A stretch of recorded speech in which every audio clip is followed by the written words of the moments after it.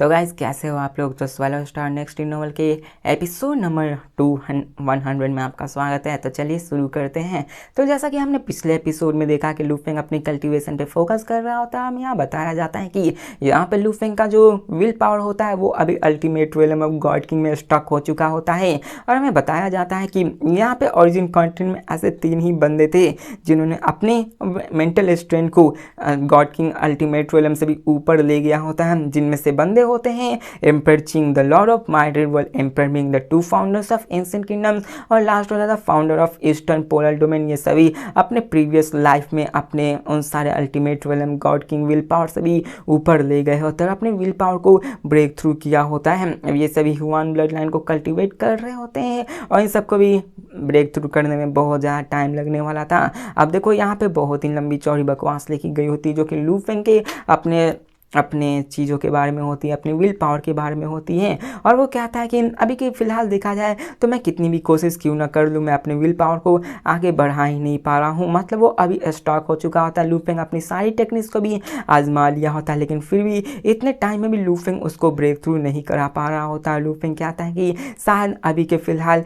मुझे अपनी will powers पर उतना काम नहीं करना पड़ेगा, मुझे अभी नई टेक्निक को देखना होगा। और वो यहाँ पर डिसाइड करता है कि उसे second stage of God king में जाना होगा, तभी वो यहाँ पे सुपर डिस्ट्रक्टिव इनहेरिटेंस को भी कंप्रीहेंड कर सकता है, जिसके कारण वो शायद अपने मेंटल विल पावर्स को ब्रेक थ्रू करा सकता है। लूफेंग अपनी मेंटल विल को भी नॉरिश करने के बारे में सोचता है, अपनी सोल को भी पावरफुल बनाने के बारे में भी सोचता है ताकि वो और भी पावरफुल बन जाए। अब लीव वन टेक्निक को ज़्यादा ऊपर तक नहीं ले पाया जा रहा था, वो बैरियर पे ही स्टॉक हो चुका होता है। अब देखो वो mainly destruction heart refining methods को यूज़ करता था, जो कि वो इल्यूजन में देख कर करता था। वैसे ही लूफेंग अपने विल पावर को हॉर्न किया करता था, लेकिन अभी के फ़िलहाल ऐसी कल्टीवेशन टेक्निक नहीं होती, जिसके कारण वो ये सब छोड़ता और कहता है कि अभी के फ़िलहाल तो मुझे अपने एक लीथल मूव को बनाना होगा।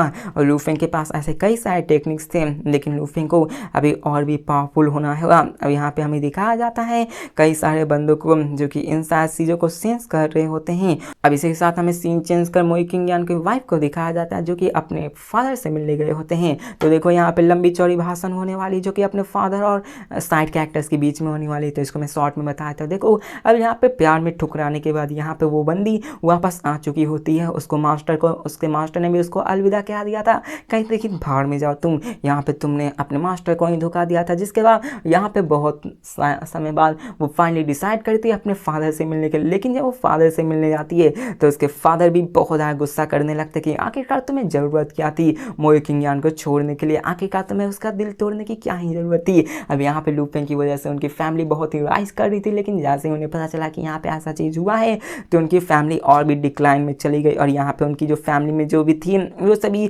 नीचे गिर चुकी थी, पहले से भी नीचे गिर गए होते हैं। और यहाँ पे वो अपनी बेटी को बहुत ही ज़्यादा डांटने लगती कि निकल जाओ मेरे घर से, यहाँ पे कभी दोबारा मुड़ कर देखना मत, तुम आना मत कभी। और यहाँ पे वो बहुत ही फूट फूट कर रोने लगते और कहती कि माना मैंने गलती कर दी है। जिसके बाद वो वहाँ से निकल जाते और यहाँ पे लूफेंग के देशपाल मोई किंग यान से मिलने के लिए हुआंग सिटी में आ जाती है, जहाँ पे वो देखती है कि मोई किंग यान तो बड़ी ही मज़े से लाइफ अपनी काट रहा था। वो एक केओस लेवल 20 पे बैठकर सवारी कर रहा होता है, जिसको देखकर उस लड़की के मन में आता है कि इतने मेरे प्यारे हस्बैंड को मैंने छोड़ कैसा दिया।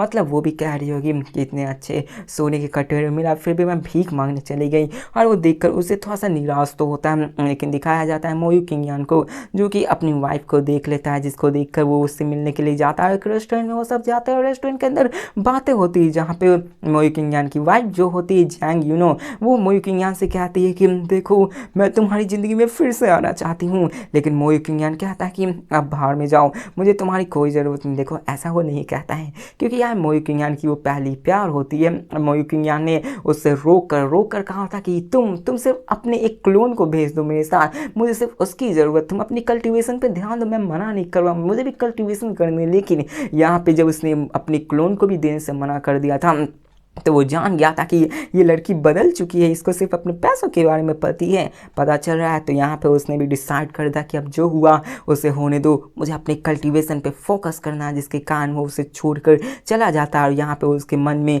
वापस लौट के भी नहीं आता। उसको कहता है कि चल ठीक है तुम जाओ अपने अपने पापा के पास जाओ, मेरे पास मत आओ। जिसके बाद हमें दिखाया जाता है कि ऐसे ही टाइम बीतने लगता है, बीतते बीतते 12 साल और बीत जाते हैं। लू फेंग को गॉड किंग बने हुए भी टाइम चल चुका था और हमें स्टार टावर के अंदर का सीन दिखाया जाता है जहाँ पे लू फेंग ने अपनी एक टेक्निक को क्रिएट किया होता है और लू फेंग उसको यूज़ करता है। बुम, धमाका, एक जोर का धमाका होता है, अनइमेजिनेबल पावर निकलने लगती है जो कि चारों तरफ के डायरेक्शन को पूरी तरह शिफ्ट करने लगती है, जिसके कारण पूरा का पूरा स्टार टावर का स्पेस ही रंबल करने लगता है, मतलब हिलने लगता है।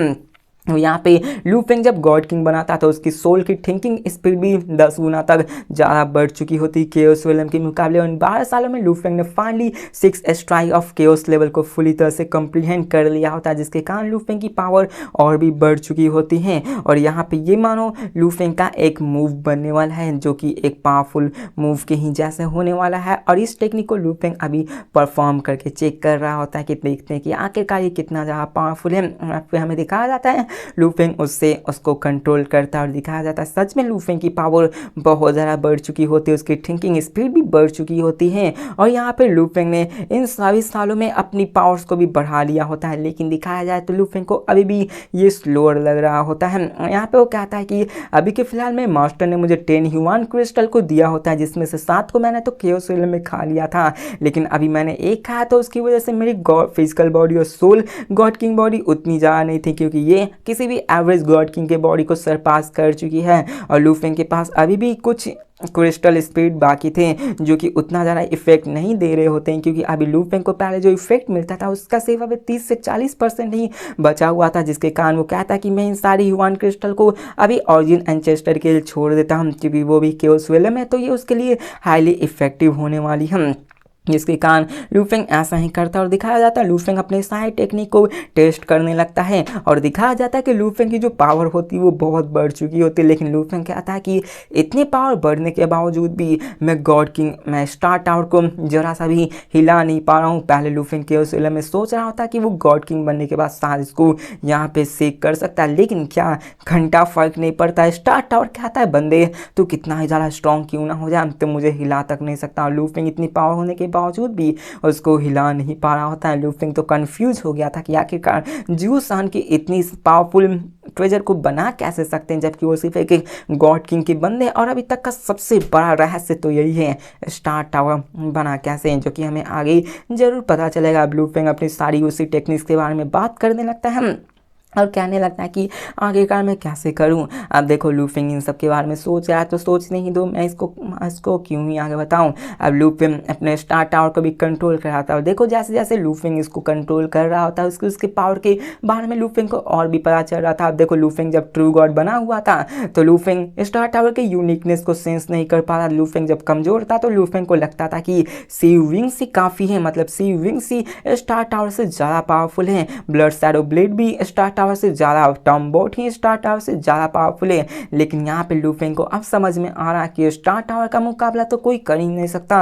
अभी तक का सबसे वो पावरफुल वेपन है जो कि अगर यहाँ पे कोई अल्टीमेट रियल्म का गॉड किंग भी लू फेंग पे अटैक करते तो वो स्टार टावर्स की मदद से लू फेंग अपने आप को बचा सकता है। यहाँ पे वो कहता है मेरी अभी की करंट पावर भी स्टार टावर को कुछ हानि नहीं पहुँचा सकती है। वो अभी भी इस मिस्ट्री को सॉल्व नहीं कर पाया है, तो अभी तो वो मिस्ट्री को सॉल्व करने पर लगा है, तो इसको मैं स्किप करता हूँ। जिसके बाद हमें सिटी लॉर्ड बेंसन का सीन दिखाया जाता है जहाँ पे लूहे, मोरोसा और यान सभी बैठे हुए होते हैं, सबके अवतार एक साथ बात कर रहे होते हैं, जहाँ पे उन सबको भी पता चलता है कि लू फेंग के पास 20 टेरिटरीज आ चुकी है जिसको कि उसे मैनेज करना है। और उसको मैनेज करने के लिए वो अभी टेम्प्रेरी मोरोसा और युवान को लगाए हुए होते हैं और यहाँ पे वो इन सब के बारे में बात कर रहे होते हैं। अब साथ में लू फेंग अपने अवतार्स को भी यहाँ पे उन सबको रूल करने के लिए लगाए हुए होते हैं। उन सब में बात होने लगती है कि कैसे कैसे क्या करना चाहिए, वो सब डिस्कशन कर रहे होते अपने उसी 20 के उस स्टेट्स को चलाने के बारे में। और लू फेंग की जो पर्सपेक्टिव होती है वो आगे बढ़ चुकी होती है और यहाँ पे लू फेंग अपनी कल्टीवेशन पे ही ज़्यादा फोकस करने लगता है। अब यहाँ पे वो सब डिस्पस को भी रिक्रूट करने के बारे में सोचते हैं कि हमारे पास इतने स्टेट्स हो चुके हैं, हम इतने पावरफुल फोर्स बन चुके हैं, तो क्यों ना हमें यहाँ पे true gods, eternal true gods, chaos levels के बंदे को यहाँ पे रिक्रूट करना चाहिए, क्योंकि यहाँ पे जिनके पास भी किंगडम्स स्टेट्स होते हैं वो सब रिक्रूट तो यहाँ ही करते थे, वो सब ऐसा ही करते हैं, जिसके कारण वो सब फाइनली डिसाइड करते कि उन्हें कुछ ना कुछ तो करना चाहिए, यहाँ पे उन्हें रिक्रूट करना चाहिए ताकि वो वो भी अपने आप को एक मेजर फोर्स में तब्दील कर सके। अब देखो लू फेंग ऐसा करेगा, आगे चल के उनमें से कोई गॉड किंग बना तो लू फेंग के लिए ही बेनिफिट होने वाला होता है। और लू फेंग इन सब के बारे में बात कर रहा होता है। अब दिखाया जाता है कि वो बाकी सारे नेशंस के बारे में बात करते हैं कि कैसे वो सब भी अपने रिक्रूटमेंट्स को अलाइन करते हैं, अपने प्रिंसिपल्स को लेते हैं ताकि वो अपने आप को पावरफुल बना सके। अब लू फेंग भी देखो यहाँ पे डिस्कस हो रहा होता है और जहाँ पे वो सारी अपनी टेक्निक्स के बारे में भी बता रहा होता है, जिसके बाद हमें दिखाया जाता है कि वो सब अपने अपने काम के लिए निकल जाते हैं। इसी के साथ हमें दिखाया जाता है कि वो सब दूसरी जगह भी जाने लगते हैं। वो लू फेंग अपनी अवतार्स की मदद ले रहा होता है और वो चारों जगह अपने काउंटलेस लाइफ फॉर्म से सभी जगह देख रहा होता है। लू फेंग अपने 20 के उस स्टेट्स पर भी नज़र बनाए रखा होता है क्योंकि लू फेंग की क्लोनी काफ़ी होती है उन सबको कंट्रोल करने के लिए। अब देखो ऐसे ही टाइम बीतने लगता है, यान फेंग एंशिएंट किंगडम में इन सारे नज़ारे को देख रहे होते हैं और लू फेंग अभी पूरी तरह से उन सब पे कंट्रोल बनाए हुए था। इसी के साथ हमें दिखाया जाता है कि मैंसन को, जहाँ पे लू फेंग अपने पावर को कंटेन कर रहा होता है, उसको बनाने की कोशिश कर रहा होता है। इसी के साथ दिखाया जाता है यान फेंग एंशिएंट किंगडम्स के बारे में, जहाँ पे वो सभी इन सब के बारे में बात कर रहे होते हैं। देखो यहाँ पे बहुत सारी बकवास लिखी गई है, मतलब बहुत ही बकवास लिखी गई है क्योंकि यहाँ पे फाइटिंग खत्म हो गई है तो राइटर्स को कुछ ना कुछ अलग दिखाना होता है और यहाँ पे लू फेंग अपनी कल्टीवेशन को प्रैक्टिस करना शुरू कर देता है। और इसी के साथ हमें दिखाया जाता है वहाँ पे दूसरे बंदे को, जो कि वो सब किसी चीज़ के बारे में बात कर रहे होते हैं जो कि हमें बताया नहीं जाता, लेकिन वो सभी यान फेंग एंशिएंट किंगडम के ऑफिशियल बंदे होते हैं और वो सभी इन सब के बारे में बात कर रहे होते हैं। और यहाँ से वो सब लू फेंग की उन सारी 20 के स्टेट्स के भी बारे में बैटर में बात करते हैं कि देखो ये लू है तो सच में स्ट्रांग होता जा रहा है। वो सभी इन सब चीज़ों के बारे में जानते थे कि आगे चल के लू है एक बहुत ही डोमिनेंट फिगर बनने वाला है और ये सब इन सब के बारे में बात चल रही होती हैं। अब साथ में वहाँ पे हमें गॉड किंग्स एच मतलब कुछ ऐसा ही नाम होता है, उनको दिखाया जाता है जो कि इन सब के बीच में ही होता है। और यहाँ पे वो गुस्से में कहते हैं कि आखिरकार उसकी इतनी हिम्मत कैसे हुई, लेकिन तभी वहाँ से एक शांत स्वभाव में वॉइस आती है जो कहती है कि तुम्हें समझना चाहिए, यहाँ पे अपनी किलिंग इंटेंट को रिलीज मत करो। यहाँ पे हमें दिखाया जाता है कि ये सब साइड में चल रहा होता है, लेकिन इसी के साथ हमें दूसरा सीन दिखाया जाता है जहाँ पे लू फेंग आराम से अपनी कल्टीवेशन टेक्निक कर रहा होता है। लेकिन यहाँ पे एक फोर्स आ जाती है, जो फोर्स अभी बात कर रही थी उसी फोर्स के बारे में बताया जाता है। ये फोर्स आ चुकी होती है लू फेंग के वही 20 केओस स्टेट्स को हटियाने के लिए। वो सब आ चुके होते हैं, वो सब एक मिस्टीरियस फोर्स के ग्रुप होते हैं जो कि आए हुए होते हैं और इन्हें ये देखना अच्छा नहीं लग रहा था कि जो अभी नए नए लाए गॉड किंग हैं उनके पास एक इतनी सारी 20 केओस स्टेट्स हैं। इसी के साथ लू फेंग को भी इसके बारे में पता चल जाता है। यहाँ पे युआन आ जाता है जो कि पहले से उसको रोकने के लिए आया हुआ होता है, लेकिन वो युआन की बात मान ही नहीं रहे होते हैं, जिसके कारण लू फेंग को बीच में आना पड़ता है। उन सबसे कहता है कि देखो तुम सब बीच में आ रहे हो, तुम सबके इतनी हिम्मत कैसे कि तुम मेरे स्टेट्स में आके मुझे धमकी दो। और वो उन सबको पीछे हटने को कहता है और कहता है कि तुम अगर विड्रॉ कर लो तुम्हें यहाँ पे तुम सबको जाने दूंगा, वरना मैं तुम्हें मारूंगा। जिसको सुनकर वो बंदे कहते हैं कि देखो हम लोग नहीं हटने वाले। तो लू फेंग गुस्से में पूछता है, कामली पूछता शांत होकर कि मैं फिर से पूछता हूँ क्या तुम यहाँ पे जाओगे या फिर नहीं। तो वहाँ पे हमें बंदा दिखाया जाता है जो कहता है कि मैं जाऊंगा नहीं, जिसको देखकर लू फेंग को मानो गुस्सा आने लगता है कि आखिरकार तुम्हारी हिम्मत कैसे हुई। और हमें वहाँ पे गॉड किंग बॉन को दिखाया जाता है। अब यहाँ पे लू फेंग अपनी पावर को रिलीज करता है, उसको सप्रेस करने लगता है, जिसको देखकर गॉड किंग बॉन कहता है तुम्हारी हिम्मत कैसे हुई हम उस पर प्रेशर बनाने के लिए। अब लू फेंग उस पर इतना ज़्यादा प्रेशर बनाता है कि वो गॉड किंग के फर्स्ट लेवल का बंदा होके भी लू फेंग के उस पावर को रसिस्ट नहीं कर पाता। यहाँ पे लू फेंग कहता है चलो देखता हूँ कि आखिरकार तुम यहाँ पे कैसे करोगे और तुम कैसे पीछे नहीं। और तो लू फेंग उसके सामने उसके उस बॉडी को डिस्ट्रॉय करता है और वो बंदा कहता है कि तुम पछताओगे।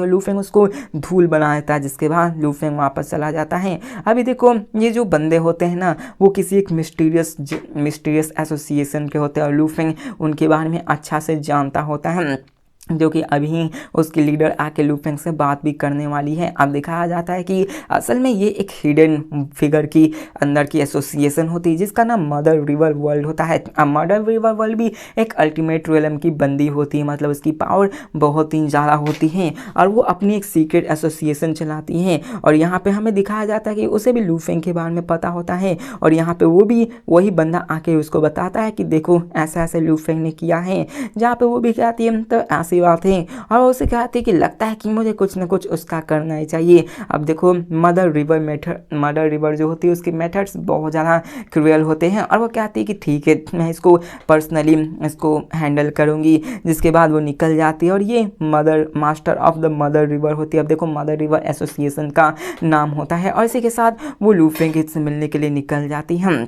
और फिर हमें दिखाया जाता है कि वो अपने ब्लैक रॉब में आए हुए होते हैं और दिखाया जाता है कि वो लू फेंग से मिलने के लिए आ जाते हैं और दिखाया जाता है वो लू फेंग के केव मेंशन के सामने आ जाता है और लू फेंग सेंस कर लेता है और कहता है कि देखो वो आ ही गया। जिसके बाद दिखाया जाता है लू फेंग उसके सामने आता है और दिखाया जाता है कि उसके सामने लू फेंग के सामने एक ब्लैक रॉब में एक बंदा खड़ा होता है और उसके से अंदर से बहुत ही चार्मिंग एनर्जी निकल रही होती है और लू फेंग उसकी तरफ देखता है और यहाँ पे हमें पता चलता है कि वो असल में मदर रिवर के मास्टर की हायर होता है जो कि जोंग फुंग होता है। लू फेंग उसकी तरफ देखता है और यहाँ पे वो कहता है कि लगता है तुम यहाँ से मुझसे बात करने के लिए आए हुए हो। अब लू फेंग उसको जानता है, कहता है कि हाँ मैं तुम्हारे बारे में जानता हूँ। यहाँ पे वो उससे बातें करने लगता है और यहाँ पे वो लू फेंग को कई सारी चीज़ें बताता है और कहता है कि देखो हम लोग यहाँ पे टेरिटरीज को ऑक्यूपाई करते हैं और यहाँ पे लू फेंग से कहता है कि तुम्हें पीछे हट जाना चाहिए और वो कहता है कि देखो मैं यानफेंग एंशिएंट किंगडम्स के अंदर काम करता हूँ और मैं यहाँ पे अपने वेपन्स को अच्छे से यूज करना जानता हूँ। वो लू फेंग को मानो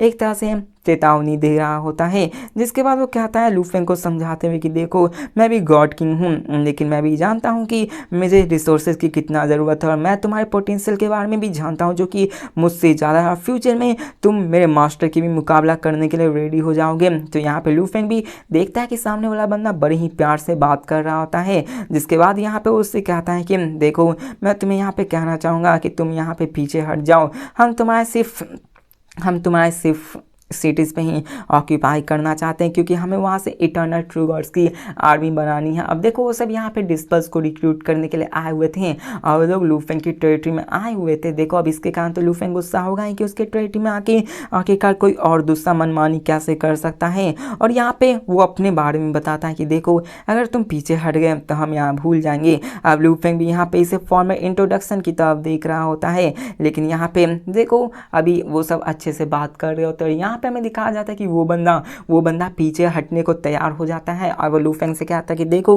मैं अभी 20 केओस स्टेट्स के टेरिटरी को छोड़ने को तैयार हूँ लेकिन यहाँ पे तुम्हें ये जानना होगा कि फ्यूचर में और भी डार्क फोर्सेस तुम्हारे पीछे ज़रूर आएंगे। और देखो यहाँ पे ये मसला बहुत ही आसानी से निपट गया होता है, मतलब बहुत ही आसानी से निपट चुका होता है क्योंकि यहाँ पे वो बंदा आता है और न जाने वो क्यों लू फेंग से कहता है कि देखो हमें तुमसे फाइट नहीं करनी है, जबकि लू फेंग ने उसके गॉड किंग के बॉडी को भी डिस्ट्रॉय कर दिया होता है लेकिन फिर भी वो आता है लू फेंग को बिना कुछ कहे ही चला जाता है। जिसके कारण तो लू फेंग भी थोड़ा सा हैरान होता है लेकिन यहाँ पे फाइट नहीं होती है। अभी कि फिलहाल सिर्फ 2 ही चैप्टर्स बचे हुए तो इसी के साथ ये एपिसोड भी खत्म होता है। तो मिलते हैं नेक्स्ट वीडियो में और सिर्फ 2 चैप्टर्स बचे हुए जो कि मैं नेक्स्ट एपिसोड में कवर कर लेने वाला। तो मिलते हैं नेक्स्ट वीडियो में, तब तक के लिए बाय।